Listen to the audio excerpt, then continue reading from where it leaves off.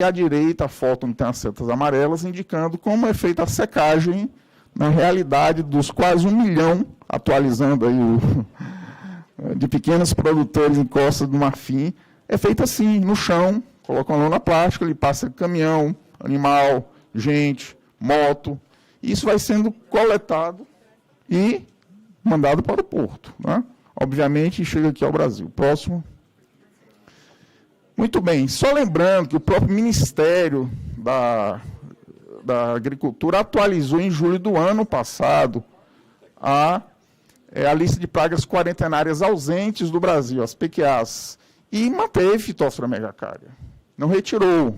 Então, para mim, isso é uma incoerência de você levantar uma exigência de tratamento para não introduzir uma praga e mantê-la como quarentenária. Então, isso aí tem que ser observado pelos senhores também. Próximo. A revogação da Instrução Normativa 125, conforme nós já colocamos, que, obviamente, se você retira Phytophthora megacária e estriga como pragas quarentenárias no tratamento, não precisa do brometo de metila, óbvio. Isso daí é uma coisa lógica, né? Então, infelizmente, o que nós tínhamos na Instrução Normativa número 18, de 2020, hoje nós não temos na Instrução número 125, de 2021. Próximo, por favor. Esse processo que é disponível, né, público, que nós tivemos acesso, do Ministério da Agricultura, as 539 ou mais páginas estão lá e tudo bem documentado pelo próprio Ministério da Agricultura. Recomendo que, se os senhores deputados pudessem ler pelo menos algumas partes, seria interessante para que vocês pudessem ter mais elementos da importância de se ter cuidado com relação à quarentena vegetal. Próximo. Em 2018, eu queria chamar a atenção aqui dos senhores para essa parte que é muito importante. Nesse documento, que eu falei que está disponível, teve uma análise de risco de pragas feita pelo próprio Ministério da Agricultura em 2018, ou seja, há pouco mais de 4 anos atrás, de forma primorosa, muito bem feito. Parabenizo realmente aos técnicos do Ministério da Agricultura que tiveram o cuidado de tratar disso daí. Próximo, por favor. Levar em conta todas as normativas internacionais, brasileiras, também aqui da COSAV, da América do Sul, Cone Sul. Próximo. E algumas conclusões lá do relatório, né, da ARP, é que era um risco alto, e aqui o médio. Eu queria só chamar a atenção aqui, de duas coisinhas, né? Primeira, esse que está no centro, o risco médio, considerando que no porão do navio, tal. Assim, a probabilidade de sobrevivência da praga em condições de transporte é média, o que já é mais do que baixo. E na última caixinha nós temos ali, as estruturas das pragas são microscópicas e não sendo possível a visualização a olho nu, ou seja, risco alto. Sacaria não vai nos indicar. Uma semente ou uma amêndoa, como queiram chamar, né, no caso das processadas, não vão nos indicar olho nu, se o patógeno está. Muitas vezes a praga é detectada diretamente via ingresso, sendo necessário isolamento de meio de cultura, quem entende um pouquinho de fitopatologia, conhece bem isso, e para sua identificação o risco é alto de introduzir sem nós detectarmos a olho nu, óbvio, porque existem sementes assintomáticas. Próximo, por favor. Conclusão, nessa última caixinha de estudo. Isso da análise de riscos de pragas feita em 2018 pelo próprio Ministério da Agricultura. Ali, aquela caixa resume todo o texto. Potencial, assim, se a praga for introduzida no Brasil, as perdas econômicas e sociais para a cadeia produtiva do cacau serão altas e não baixas, como se tem falado aqui. Potencial de introdução e dispersão, alto. Potencial econômico, alto. E risco potencial da praga, alto. Então, 7 e os outros quase 7. Aí está o que o colega Fábio, do Ministério da Agricultura, citou, né, da assertiva da Costa do Marfim, com relação à documentação, está tudo isso lá registrado no SEI do mapa, no processo. E aí o governo marfinense gostaria de pedir ao governo brasileiro uma revisão da instrução normativa número 18, das amêndoas de cacau, foi no lugar da substituição do brometo de metila, cujo uso foi interditado pelas convenções internacionais pertinentes em vigor. Próximo, por favor. E é reforçado no memorando,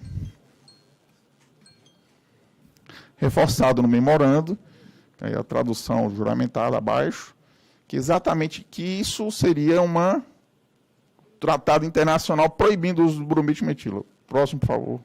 Só que isso não é verdade, porque o Protocolo de Montreal, de 1997, diz que as exceções para a utilização do bromito de metila, que isso está vigente, eu acessei ontem à noite, a atualização em 2020, que ainda se permite, e o Brasil se utiliza disso, assim como os Estados Unidos, países europeus, etc., do tratamento quarentenário.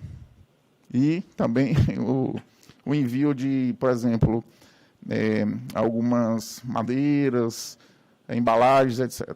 Então, está vigente, sim, é possível, devemos usar, se nos interessar, enquanto quarentena. Próximo. Aqui está o reforço no processo, antes de se mandar a missão técnica. Um dos técnicos do MAPA, ao analisar, conclui ali embaixo, considerando que foi apresentado pela ONPF da Costa do Marfim, a informação relacionada à ARP realizada recentemente, ou seja, de 2020, né? 2018, entendemos que não houve apresentação de subsídios suficientes para alteração da instrução normativa número 18, a fim de retirar as exigências do bromito de metila. Recomendo, então, uma missão técnica que foi feita, está aí o relatório gerado pela técnica do MAPA, está também disponível aos senhores lá no SEI, pode passar, que ela conclui indicando, sugerindo, após a visita técnica, não foi uma análise de risco de praga baseada nos critérios técnicos, foi uma visita técnica, ela foi observar e fez um relatório técnico. Então, ela recomenda a retirada dos dois, né, tanto da estriga como do Phytophthora megacária. Próximo. Aí algumas imagens do relatório técnico, tanto citado pela senhora Ana Paula, os demais colegas das instituições.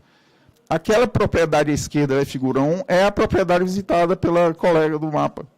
Então, bate folha, tudo bonitinho, ruma tranquila, todo mundo limpinho. Essa foi a propriedade visitada. O que ela viu na figura 2 foi exatamente a secagem padrão que nós desejamos. Também nenhuma localidade. Sacaria de primeiro uso, figura 4, e também ali os coxos. Próximo, por favor. Mas a realidade é diferente. Vocês já viram essas fotos. A realidade é essa que nós mostramos. E não aquela que foi visitada. Próximo. Pode passar, pequeno produtor. Realidade ainda, pode passar. E o que aconteceu com aquela análise de risco de pragas de 2018? Não foi considerado pelo técnico que visitou o Costa do Marfim em 2021? Então, pergunta-se. Próximo. Lembrando que o risco para nós aqui no Brasil é alto e não baixo, como tem sido colocado. Então, algumas coisas do relatório já concluindo.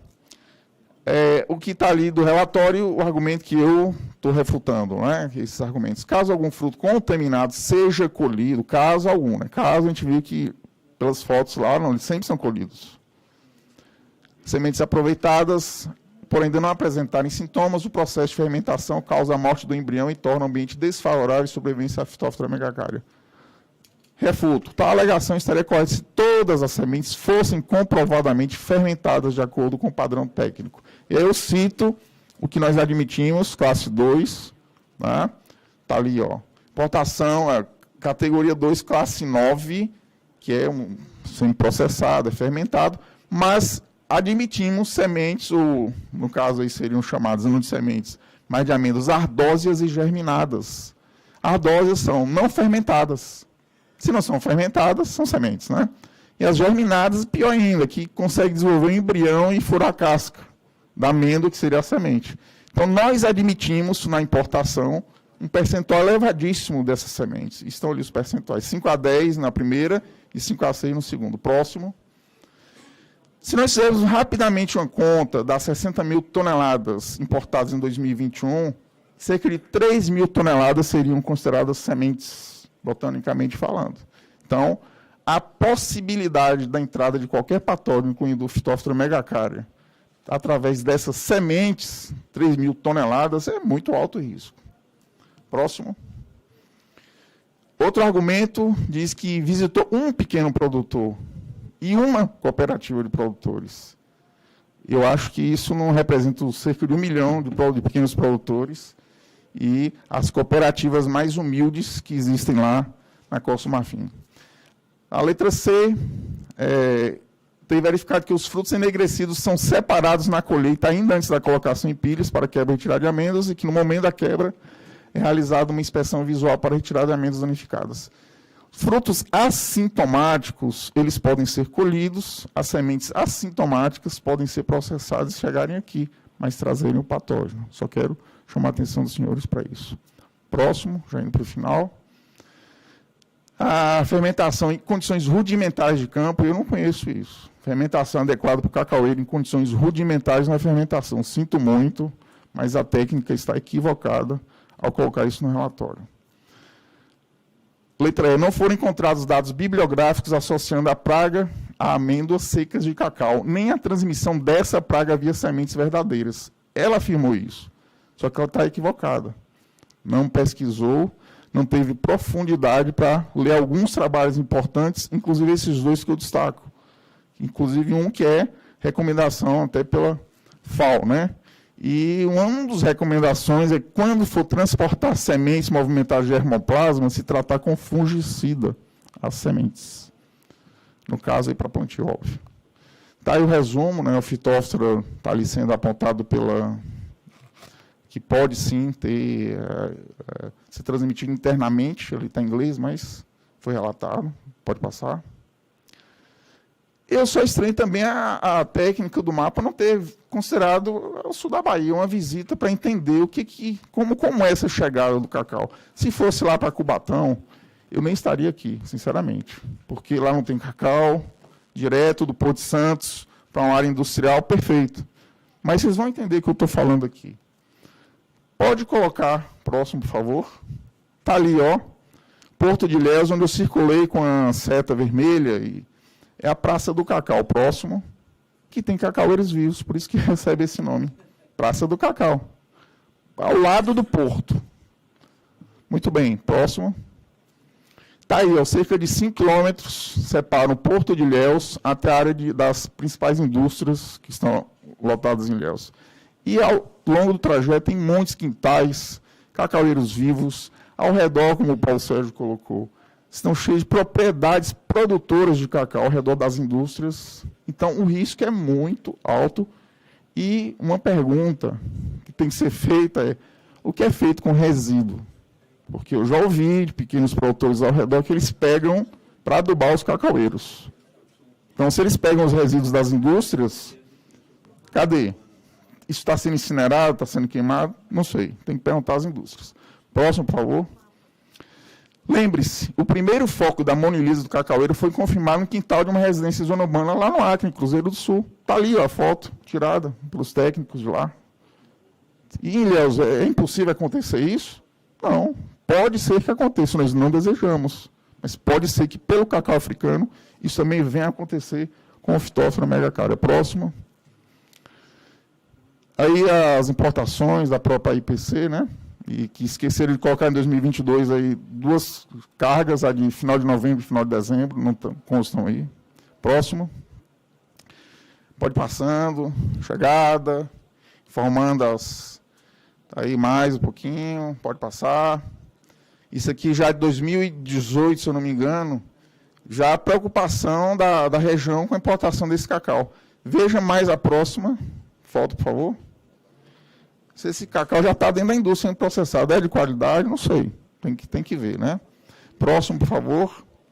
E para se detectar o Phytophthora megacariae, só o olho não adianta, tem que fazer um PCR, usar o DNA, fazer uma análise molecular para saber se naquelas amêndoas ou sementes que escapam na classe 2, né, tem ou não o Phytophthora megacariae. Então, eu gostaria de saber, depois a gente vai demandar isso, do próprio laboratório que faz análise qual o protocolo para detectar Phytophthora megacarius, que até agora não foi informado. Próximo. Conclusão e recomendações. Aí, o mapa não considerou muitas coisas importantes que ele mesmo produziu. Parece que trocaram aqui, pulou, não sei, desconhecimento, foi uma coisa meio esquisita. Recomenda-se imediatamente a revogação da IN atual 125 e voltar àquilo que está contido na IN 18, que é o tratamento com brometo de metila. E também, se outros países, além, né, de, óbvio, Costa do Marfim, remeterem as amêndoas de cacau, que também se exige o tratamento para onde se tenha as pragas quarentenárias. Claro. Por favor, próximo. E a última foto é emblemática para os senhores. O cacau não é mais aquele pequeno produtor que está lá no sul da Bahia, na Cabruca, não. Vocês sabem muito bem do que eu estou falando. Essa é uma foto do resto do oeste da Bahia. Então, quando a gente fala de introdução de risco da cacauicultura, não é de mula, de barcaça pequena, ou nem... Aí é Santa Columba, doutor? Essa foto fazendo? Essa foto foi um colega nosso que passou. Eu até nem botei nenhuma... provavelmente é essa que está falando, viu? Então, está aí. Pivô central, irrigado, alta tecnologia. Isso não é pouco dinheiro, é muito dinheiro envolvido. Isso está expandindo. Então, como é que a gente pode, nobres deputados, buscar desenvolvimento tecnológico? O Paulo Sérgio vai na próxima semana lá para o Cacau 4.0, que estão chamando, e a gente está aqui abrindo a guarda para a introdução de novas pragas, sendo que a Monilisa está chegando, nós sabemos disso. Para concluir, doutor megacarius. Então, concluo minha fala agradecendo aos deputados, a todos que estão aqui presentes e que espero que considerem tecnicamente, que é o meu papel aqui, esses elementos, para que tomem sua decisão de questionar, de pedir que se refaça ou se reveja essa instrução normativa que está vigente.